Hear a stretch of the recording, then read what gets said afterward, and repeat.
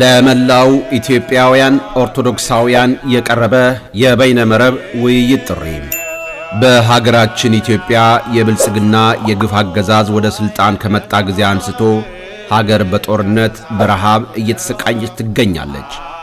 በተለይም ደግሞ በኢትዮጵያ ኦርቶዶክስ ተዋሕዶ ቤተክርስቲያን ላይ ሥርዓታዊ ጥፋት ያደረሰውና እያደረሰ ያለው ግፍ ከቀን ወደ ቀን እየከፋ በመሄድ ላይ ይገኛል።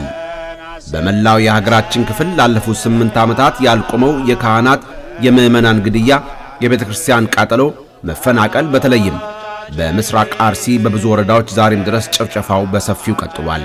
ከዚህ በኋላ ከሞትና ከግድያ ሊያተርፈን የሚችል እንደሌለ በመገንዘብ ራስን ከሞት ለመከላከልና ለወገኖቻችን ድምፅ ለመሆን አትግደል አትገደል በሚል ቀዳሚ ቃል ጥምረት ለቤተ ክርስቲያን ዓለም አቀፍ ንቅናቄ የበይነ መረብ ውይይት ቅዳሜ ሰኔ 6 2018 ዓ.ም ወይንም ጁን 13 2026 ዓ.ም በዋሽንግተን ዲሲ ሰዓት አቆጣጠር ከረፋዱ 11 ሰዓት ኤም በአውሮፓ 17 ሰዓት በኢትዮጵያ ሰዓት አቆጣጠር ደግሞ ከምሽቱ 12 ሰዓት ላይ ይደረጋል።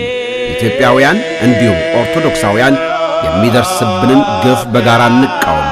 በተጋድሎ ነፃነታችንን እናስከብር ዘንድ ውይይቱን በሚዲያዎች እንድትሳተፉ ጥሪያችንን እናስተላልፋለን።